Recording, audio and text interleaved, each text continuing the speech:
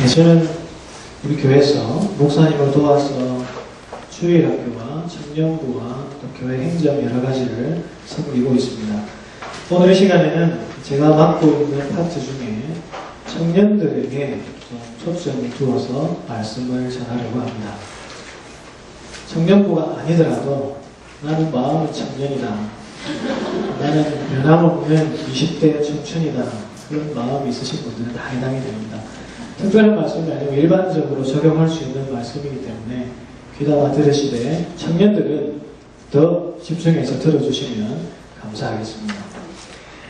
청년들에게 가장 필요한 것이 어떤 말씀일까 고민하다가 선택이라는 부분을 말씀을 전해야겠다 이런 생각이 들었습니다. 청년 시기에 중요한 선택의 기로에 여러 번 서게 되죠. 진로를 결정하는 것, 또 배우자를 정하기 위해 교제를 시작하는 것, 또 여러 가지 면들이 있습니다. 어른들도 물론 선택의 그런 문제에 많이 맞닥뜨리면서 삽니다. 그렇지만 어른들은 훨씬 더 선택의 문제에서 요령이 많습니다.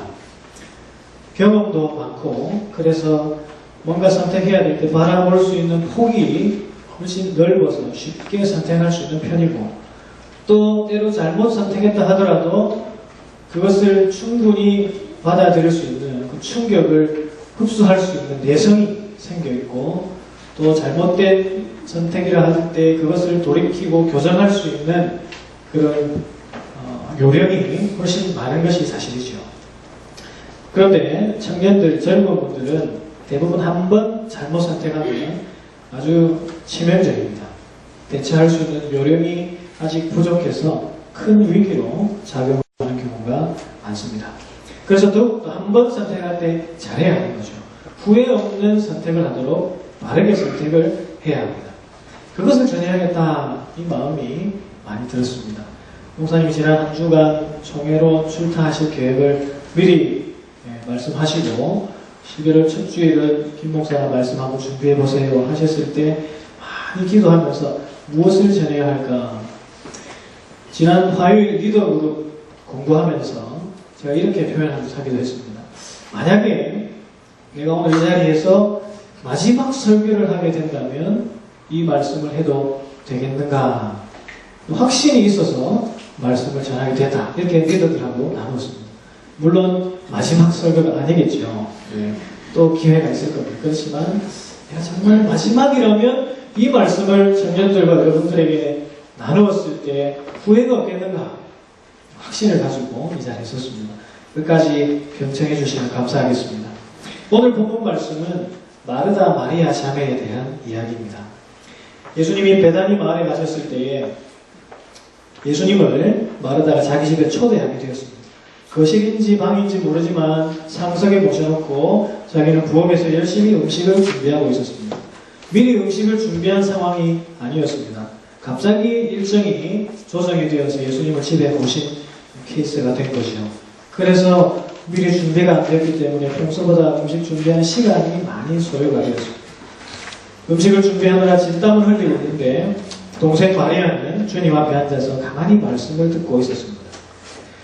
마르다는 지금 일은 바쁘고 마음은 급한데 혼자서 하려니 잘 안 됩니다. 동생이 와서 도와주면 빨리 준비할 수 있겠는데 도와줄 기미도 보이지를 않습니다. 지나가면서 힐끗힐끗 쳐다보면서 마리아와 눈을 마주치려고 눈치를 주려고 막 이렇게 했을 것이고, 헛기침을 하면서 마르다의 시선을 빼앗아 보려고 그래서 빨리 눈치를 주려고 했지만 동생은 전혀 그럴 기미가 보이지 않았습니다. 참다 안 돼서 예수님께 가서 말씀합니다. 주님, 제가 일선 좀 바쁜데 동생이 일을 안 도와주네요. 가서 언니 좀 도와주라고 말 좀 해주세요. 이런 말은 정말 하기 힘든 말인데 말을 합니다. 보통 같으면 어떻게 하겠습니까? 주님, 제가 혼자 일할 테니까 좀 잘 안 돼서 그러는데 동생 좀 잠깐 데려가서 금방 음식 준비하고 오겠습니다. 잠깐만 양해해 주세요. 이 정도는 괜찮습니다만 예수님, 동생에게 가서 언니 도와주라고 말 좀 해주세요. 예수님께 어떤 불평과 원망을 섞어서 말하고 있습니다. 아주 대범하게 말을 한 거죠. 그만큼 이 언니의 마음이 많이 상해 있다라는 것을 알 수 있습니다. 그때 주님이 말씀하시기를 41절, 42절을 말씀합니다. 우리 다시 한번 한 목소리로 읽어보겠습니다. 시작. 주께서 대답하여 이르시되 마르다야 마르다야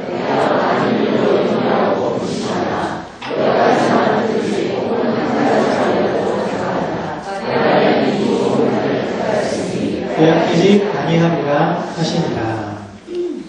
네가 많은 일로 근심하고 염려하는데 한 가지만이라도 족하다. 마리아는 이 좋은 편을 택하였으니 뺏기지 않을 것이다.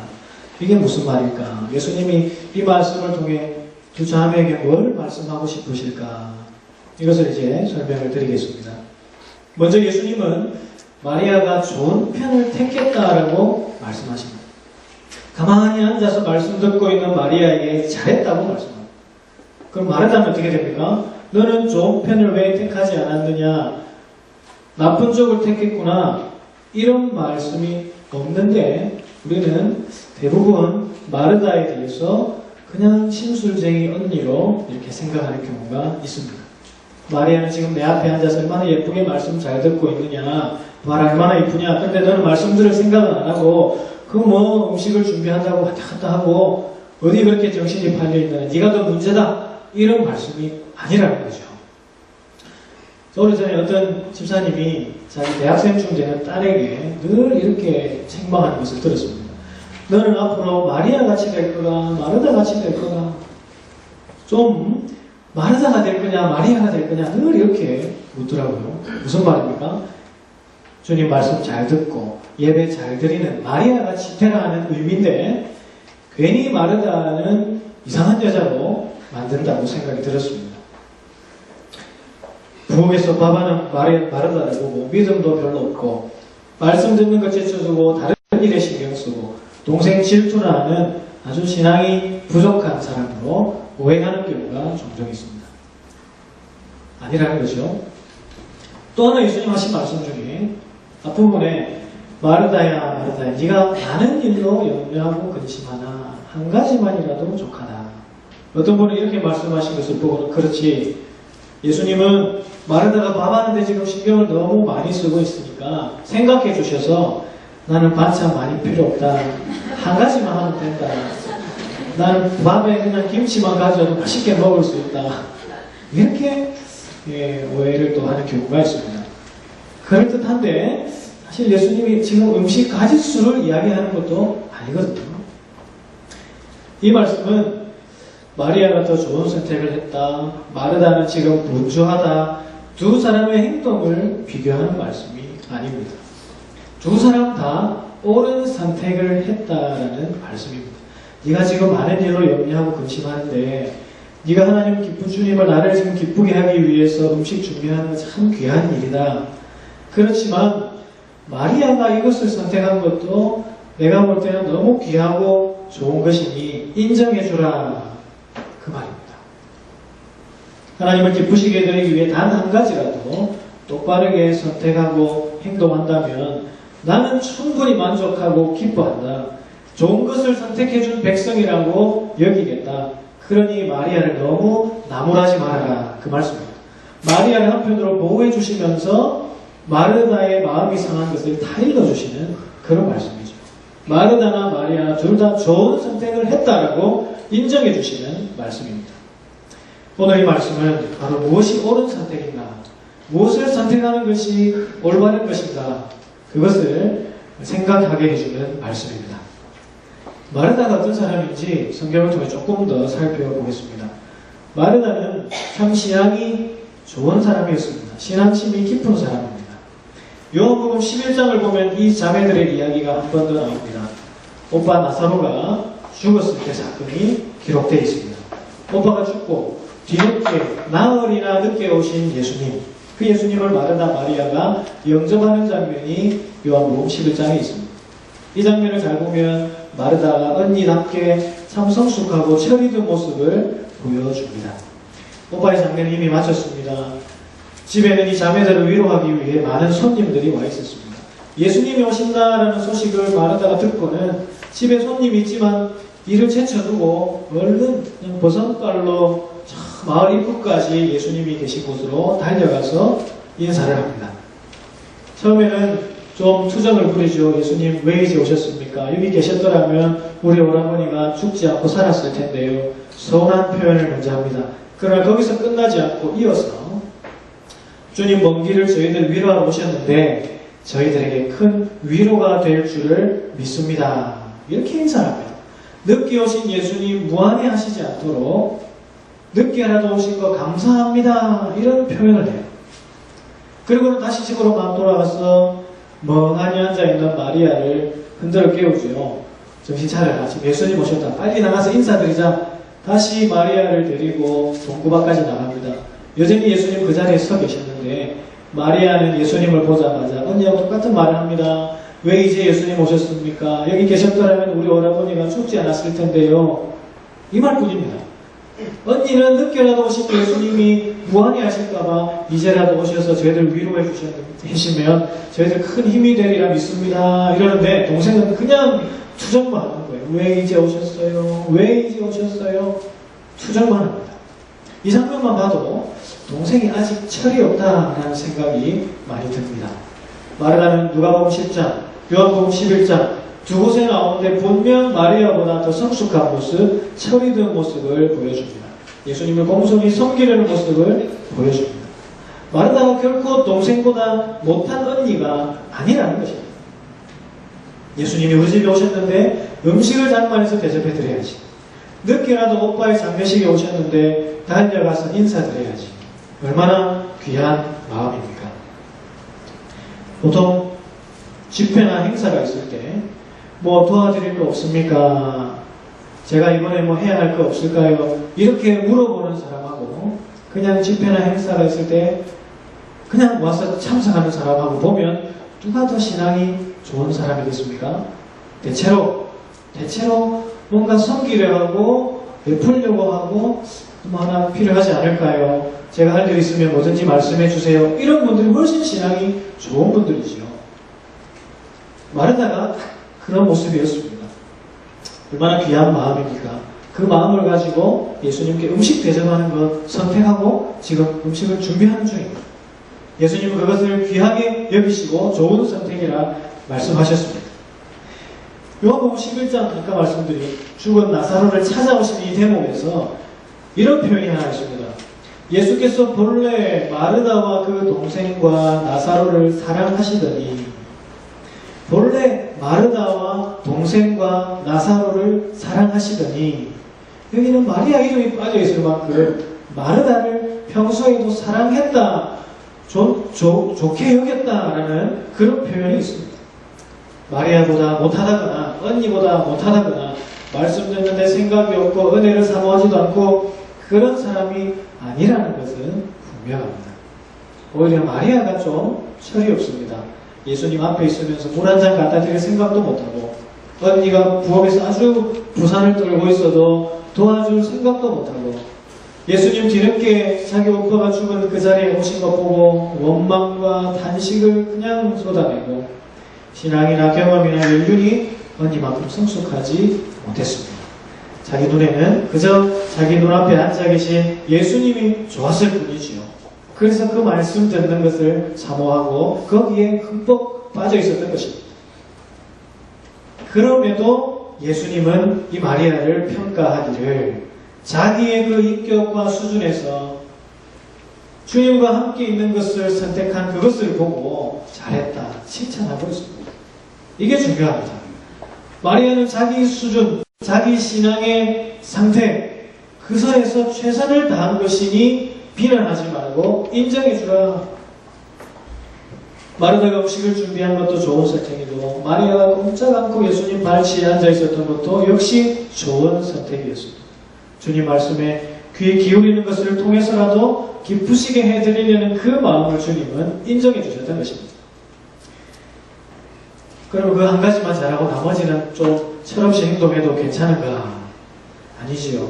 하나님 영광을 위해서 정말 매 순간 하나님 기뻐하시는 일을 위해 살아간다고 하는 사람이 어찌 그런 구분이 있을 수 있겠습니까? 순간순간 매사에 하나님의 영광을 위한 그런 선택의 연속으로 살아가는 것이죠. 나중에 마리아는 어떤 선택까지 하는지 아십니까? 300데나리온의 값어치가 나가는 향유를 예수님 발 앞에 그냥 쏟아붓기까지 했습니다. 300데나리온이면 당시 노동자 1년 품삯입니다. 1년 연봉에 해당하는 그 비싸고 값진 그 기름을 예수님 발 앞에 쏟아부었습니다. 사람들이 책망할 정도로 왜 그것을 허비하느냐, 그것을 팔아서 다른 사람에게 주면 얼마나 많은 좋은 일을 할 수 있겠느냐. 그럼에도 당장 눈앞에 계신 예수님이 죽으실 것인데 그 죽음을 장례를 예비하기 위해 그것을 부었습니다. 예수님은 너무나 기뻐하셨고 그 선택을 정말 앞으로 모든 사람들에게 알려주어야 할 만큼 그의 선택을 존중해 주시고 기뻐하셨던 것입니다. 우리는 매 순간 하나님의 영광을 위하는 것을 선택하며 살아야 합니다. 그래서 바울은 고린도전서 10장 31절에 이렇게 말하지요. 먹든지 마시든지 무엇을 하든지 다 하나님의 영광을 위하여 하라. 먹는 일이든 마시는 일이든 큰 일이든 작은 일이든 무슨 일이든 하나님의 영광을 위하는 쪽으로 선택하라는 말입니다. 하나님 기뻐하시는 쪽으로 선택하라는 말씀입니다. 하나님은 우리를 기계처럼 이렇게 프로그래밍 해놓지 않으셨습니다. 무엇이든지 자유롭게 선택할 수 있도록 우리의 의지를 주셨습니다. 하나님의 형상으로 취급받았기 때문에 할 수 있고 안 할 수 있는 의지를 부여해 주셨습니다. 그것을 잘 통제하고 조절할 수 있도록, 그래서 하나님 원하시는 게 무엇인지 선택할 수 있도록 우리를 그렇게 만들어 주셨지요. 우리 하나님 기뻐하시는 쪽으로 무엇이든지 선택하면서 살아가야 합니다. 다만 그 중심에 과연 이것이 하나님 기뻐하시겠는가, 이 마음이 반드시 있어야 한다는 것입니다. 그것을 보시고 우리 선택을 잘했다 또는 네가 못했다 이렇게 평가하신다는 것입니다. 성경에는 잘한 선택, 잘못한 선택의 예들이 너무나 많이 있습니다. 아담과 하와가 선악과를 따먹은 것 분명히 잘못된 선택입니다. 그것을 왜 만들었느냐, 왜 그것을 먹도록 그냥 방치했느냐, 하나님 편에 책임 돌릴 것 하나도 없습니다. 말씀드린 대로 그 정도는 쉽게 극복할 수 있도록 우리에게 의지를 주셨습니다. 하나님의 형상이라는 대단한 모습으로 만들어 주셨습니다. 충분히 그거 이길 수 있도록 만들어 주셨는데 그것을 따먹는 순간 그들의 마음을 보십시오. 그 마음속에 뭐가 있었습니까? 하나님 기쁘시게 해드려야 되겠다, 이거 먹으면 하나님 기뻐하시겠다, 이런 생각이 전혀 없었어요. 내가 하나님같이 된다, 이거 먹으면 내가 눈이 뜨인다, 이런 생각이었습니다. 그 선택의 순간에 자기 자신밖에 보이지를 않았습니다. 예수님은 선한 사마리아인의 비유를 말씀하셨습니다. 한 사람이 강도를 만나 길에 쓰러져 있는데 사람들이 그 곁을 지나갑니다. 레위인이 지나가고 제사장이 지나갑니다. 머뭇거리다가 그냥 돌아섭니다. 그런데 서로 원수같이 지내는 사마리아 사람이 그 사람을 도와주었습니다. 인간적인 생각으로 자기에게 이익이 되겠는가, 이것만 생각하고 선택했던 거죠. 옆에 사람이 죽어가고 있어도 자기 더러워지는 것만 생각하고 자기 좀 피곤해지고 힘들어지는 것만 생각하고 그런 사랑을 실천하는 것을 외면했던 것입니다. 아주 이기적이고 성경적이지 못한 선택이었습니다. 좋은 선택의 예들도 많이 있습니다. 우리가 지난번에 들었던 여호수아의 유언을 기억하시지요. 오늘 너희 섬길 자를 택하라. 오직 나와 내 집은 여호와만 섬기겠노라. 그렇게 여호수아는 선택했습니다. 당시 가나안을 정복했지만 아직도 구석구석에 토착민들이 살고 있었고 그들의 뿌리 깊은 자신들의 신앙이 거기에 박혀 있었기 때문에 그것들이 아무리 우리를 유혹하고 공격해와도 거기에 넘어질 듯 해도 나는 하나님 섬기는 것을 포기하지 않겠다. 어떤 일이 있어도 하나님만 섬기겠다. 하나님만 붙들겠다. 이것이 여호수아의 선택이었습니다. 모든 사람이 휩쓸려서 같은 방향을 간다 해도 하나님 말씀에 비추어서 이게 아니다 싶으면 돌아설 수 있는 그 용기, 이것이 여호수아의 선택이었습니다. 찬송도 있지요.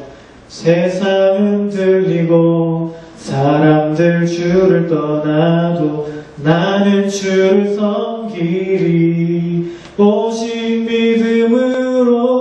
믿음으로 내가 살리라. 사람들이 다 이렇게 휩쓸려가도 믿음으로 내가 반대 방향을 가겠다. 요즘은 특히나 소외받는 것이 참 큰 고난 중에 고난입니다. 다른 사람들 다 하는 것 내가 못하면 그렇게 힘들 수가 없어요. 다른 사람 다 가지고 있는데 내가 없으면 정말 너무나 비참하고 참 고난이라고 생각이 돼요. 하나님 나한테는 왜 안 주십니까? 남들 다 가지고 있는 거 왜 나한테는 안 주십니까? 원망이 되고 견딜 수 없는 고난이라고 생각이 됩니다. 그렇지만 그거 없어도 하나님 계시면 나는 충분히 만족한다. 이게 진정한 믿음 아니겠습니까? 내가 그것이 없고 부족하고 남들만큼 못한다 할지라도 하나님 나를 사랑하시고 내가 하나님 사랑하는 이 관계가 분명하면 나는 세상 어느 누구보다도 부유하다. 어느 누구 부러울 것 없다. 이것이 참된 믿음이죠. 또 하나 좋은 선택의 예가 있습니다. 초대교회에 좋은 선택이 있었습니다. 사도들이 일이 많아지자 일을 함께 나눌 일꾼들을 뽑았습니다. 그 기준이 무엇입니까? 사도행전 6장 3절에 성령과 지혜가 충만하여 칭찬받는 사람 7을 택하라. 아무나 사람을 세울 수 없었습니다. 나와 관계가 좋은 사람, 나하고 좀 친한 사람, 이런 사람 7 택할 수 없었습니다. 성령 충만한가? 지혜가 있는가? 사람들이 공통적으로 추대할 만큼 인정받는가? 이것이 선택의 기준이었죠. 그렇게 해서 뽑힌 7명의 사람들 너무나 훌륭한 일꾼들이었습니다. 만약에 초대교회 직분자를 뽑으면서 세상의 기준이나 인기 투표하듯이 내가 마음에 들어하는 사람, 나한테 평소 잘해준 사람 이런 것을 가지고 투표를 했다면 7명 중에 다른 사람이 들어왔을 수도 있고 이 중에 빠질 사람도 있을 수 있었습니다. 우스갯소리인데요. 스데반 같은 경우 성경에서 길이가 제일 긴 장, 사도행전 중에 제일 긴 장이 바로 스데반이 나오는 사도행전 7장입니다. 뭔 말입니까? 사도행전 7장을 볼 때 스데반 말이 너무 많은 사람이다. 그렇게 볼 수 있습니다. 말이 너무 얼마나 많은지, 그리고 성경 처음부터 끝까지를 얼마나 줄줄 꿰고 있는지 빈틈이 없는 사람이었어요. 인기 투표하면 이런 사람들 좋아할 만한 사람도 있지만 안 좋아하는 사람도 있습니다. 저 사람은 너무 완벽하다. 너무 철두철미하다. 저 사람이 리더가 되고 내가 그 리더십에 들어가면 숨을 못 쉴지도 모른다.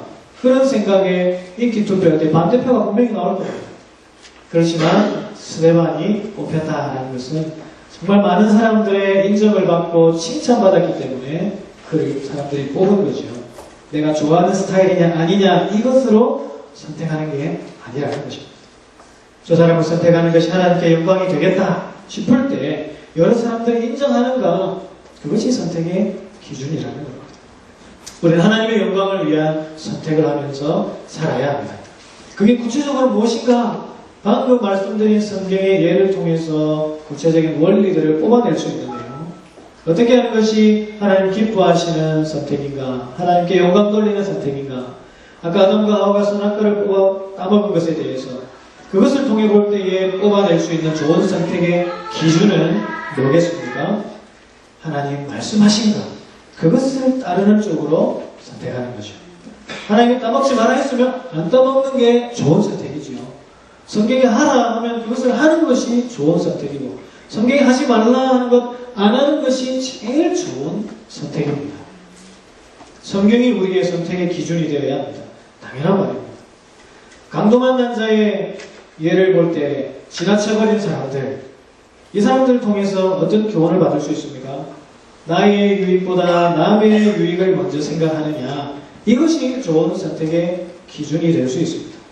내 자신의 유익, 내 가족의 유익, 이것보다 교회가 유익한가? 내가 이것을 했을 때 이웃들이 유익한가? 다른 사람들이 유익을 얻을 수 있는가?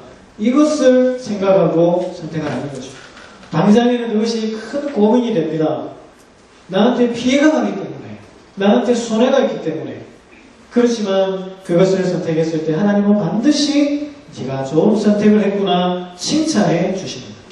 나의 유익보다 남의 유익을 위한 일을 선택하십시오. 그렇지 아니라면 이것이 달라야 됩니다. 자기밖에 모른다. 저 사람 교회 다니면서도 너무 이기적이다. 자기 할 말만 한다. 다른 사람 전혀 배려하지 않는다. 우리가 절대 들어서는 안 될 말입니다. 여호수아가 하나님만 섬기겠다. 그 경우를 통해서 우리가 정리할 수 있는 건 뭡니까? 고난입니다. 고난입니다. 믿음으로 살면 반드시 고난이 뒤따르게 됩니다. 그것을 주님이 도와주실 것이니 내가 감당해 보겠다. 그쪽으로 선택해야 됩니다. 로마서에서는 하나님과 영광을 함께 받기 위해서 고난도 함께 받아야 한다라고 분명히 말씀하고 있습니다. 고난을 피하지 말라는 겁니다. 고난을 피하고 힘든 것을 피하고 늘 편안하고 좋은 것만, 즐겁고 행복한 것만 쫓아서 따라가면 하나님 결코 네가 좋은 선택을 했다라고 말씀하지 않습니다. 내게는 늘 좋은 일만 생겨야 한다. 이 생각 극도로 위험한 생각입니다.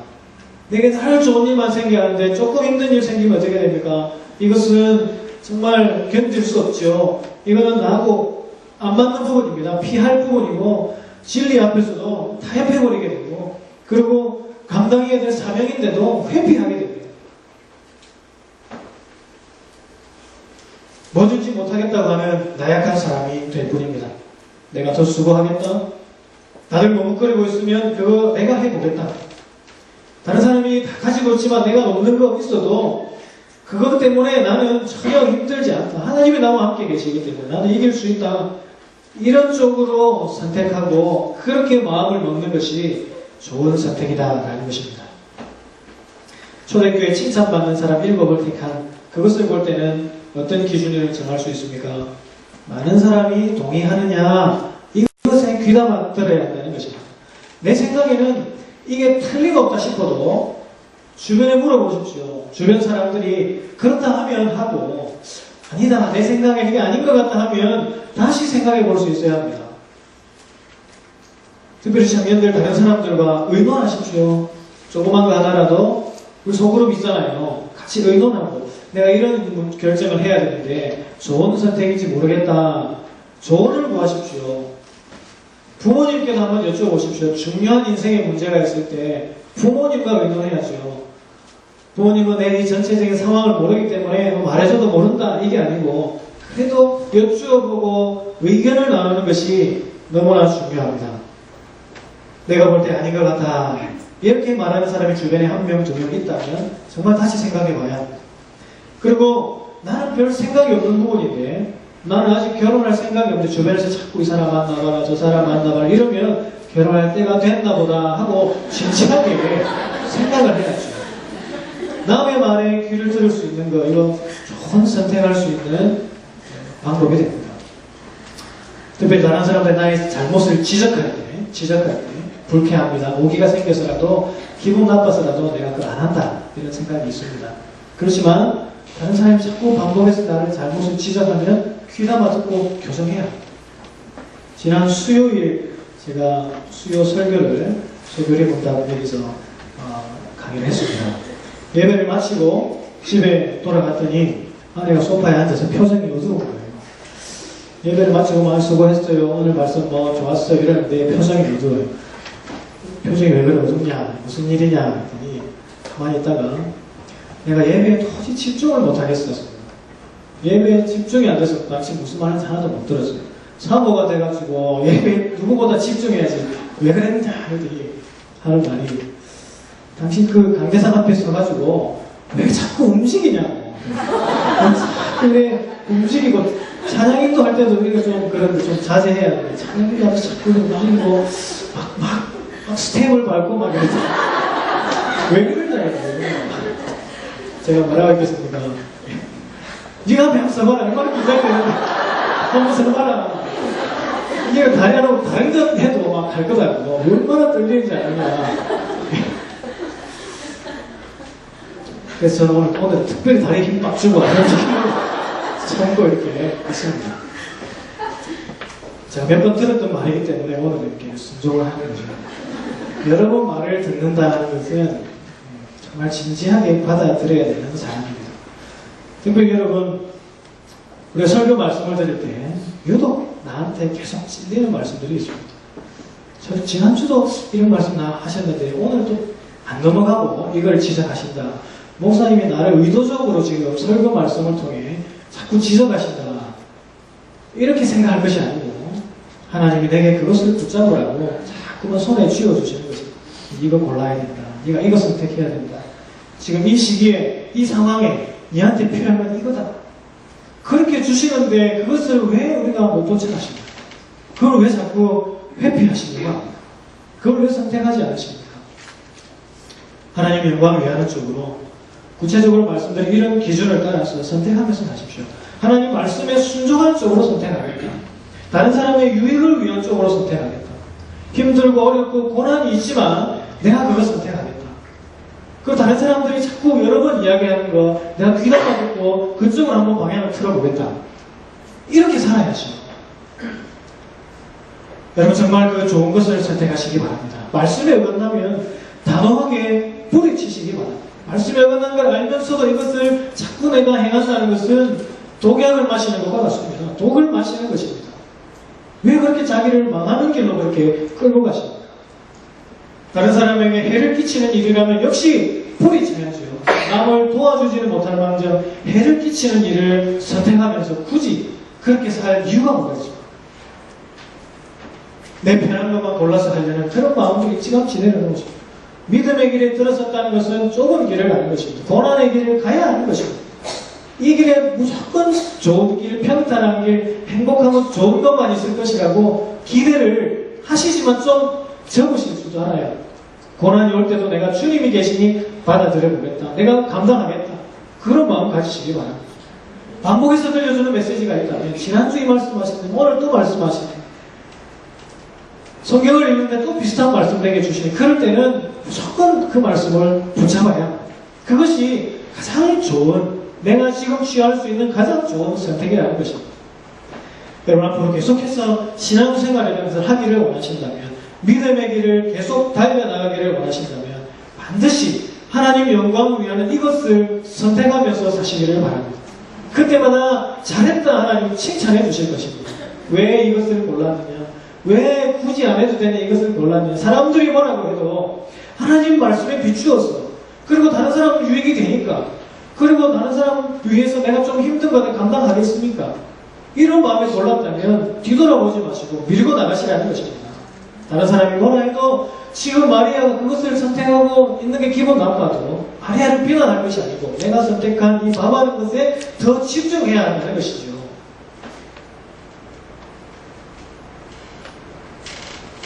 신앙생활하는 것은 내가 물건 고르듯이 쇼핑하듯이 하는 게 아닙니다. 여러분 내가 기독교를 골랐다고 생각하는 분 있습니까? 내가 여러 종교 중에 기독교를 고르고 내가 지금 이 교회를 다녀준다 이렇게 생각하는 분 있습니까? 아닙니다. 구원은 하나님의 백성 되는 것은 그렇게 되니까요. 하나님이 거절할 수 없을 만큼 우리에게 밀어주셔서 내가 그것을 감사함으로 받아 구원받은 것이고 이 믿음의 길을 가는 것도 하나님이 그렇게 자꾸만 선택의 기로에 설 때마다 하나님이 그렇게 몰아가시기 때문에 내가 선택하면서 이 믿음의 길을 가는 것이 신앙생활이라는 것입니다. 내가 하고 싶을 때 하고 내가 이거 하고 싫으면 안 하고 주일날 교회 가고 싶으면 가고 가기 싫으면 안 하고 이런 것은 전혀 신앙이 아니라는 것입니다. 하나님께 영광 돌리는 그 중심만이 하나님 기뻐하시는 선택이 되고 하나님께 영광 돌릴 수 있는 정말 귀한 삶이 됩니다. 어떤 집 하시든지 어떤 일을 하든지 어떤 선택을 하든지 하나님 영광 위한 선택을 하시며 살아가시기를 바랍니다. 특별히 청년 여러분 이 말씀을 가슴에 새기기를 간절히 바랍니다.